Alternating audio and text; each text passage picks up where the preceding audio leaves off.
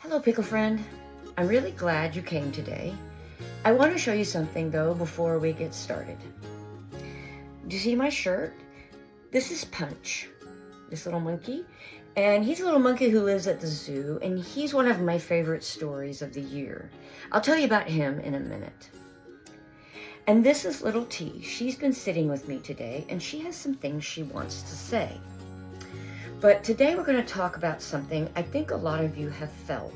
The feeling of not quite fitting, of needing something and being afraid to ask, of waiting maybe for a long time for someone to reach out. You're in the right place. Punch was abandoned when he was really young. His parents left, and then, as if that weren't enough, the rest of the monkeys in his community wouldn't accept him either. He wasn't part of the troop. He didn't have anyone to sit with or groom with or share food with. But he did have a little orange stuffed monkey, his comfort object, his one companion. You know this feeling, don't you? And then one day, one monkey reached out.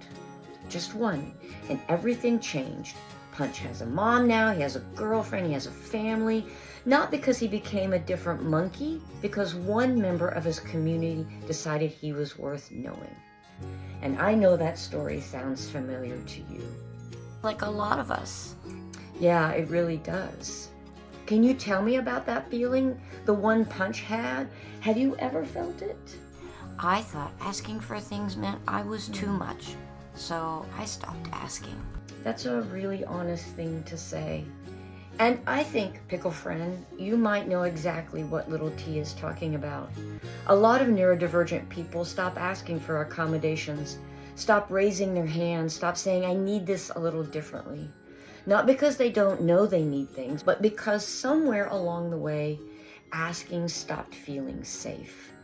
And that makes complete sense. If you've ever asked for something and been made to feel like a burden, your nervous system filed that away. It learned asking is risky.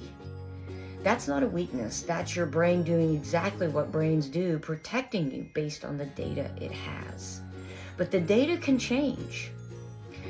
I want to share something with you, a little map, and with you.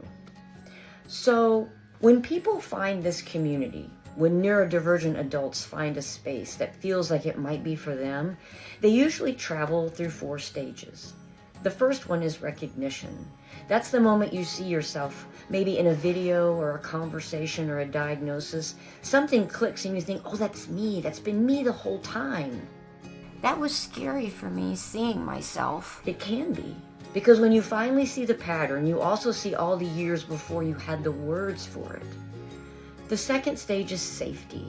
After recognition, people need to feel safe before they'll move anywhere. And safety isn't just the absence of danger, it's the presence of something trustworthy. This is where a lot of us get stuck because we've learned that it isn't safe to need things out loud. So we wait and watch to see if this place is actually different. Exactly. We test a little, we stay near the edges. The third stage is belonging. That's what Punch found, not just being tolerated, being chosen, being pulled in, giving a name in the family. Belonging is what makes it possible to stop defending yourself long enough to actually be yourself. I'm still learning that one. Me too, little T. Me too. And the fourth stage, the one everyone is building toward, is relief.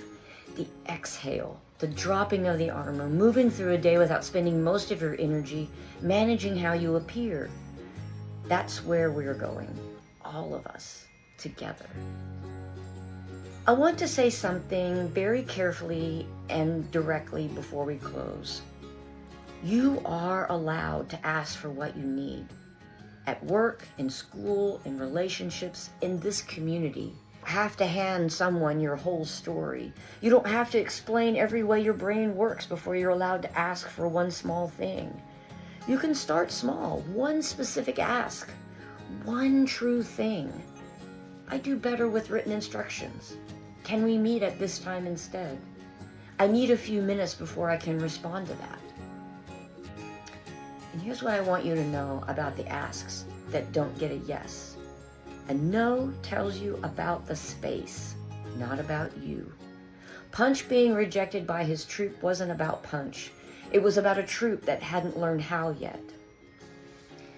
Some spaces are not your troop, and the sooner you know that, the sooner you can find the one that is. How do you find them? Well, you start with one monkey. One person who already gets it. One space that already feels a little safer than the others. One community where you don't have to explain yourself from the beginning. You don't have to fix the whole world before you're allowed to feel like you belong in it. You just need one. Punch didn't do anything wrong. He didn't earn being abandoned. He didn't deserve being left out.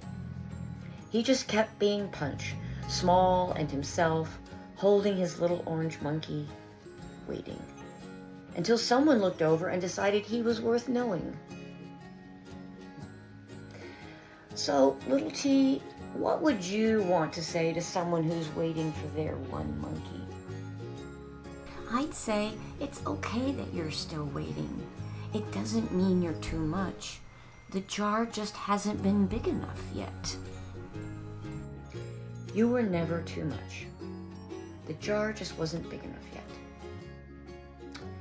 I hope this community, this conversation, this little corner of the internet feels a little bit like your one monkey reaching out. Because that is exactly what it's meant to be. You belong here. The jar is yours. Be gentle with yourself, pickle friend. And I'll see you next time inside the jar. You're right where you belong, inside the pickle jar.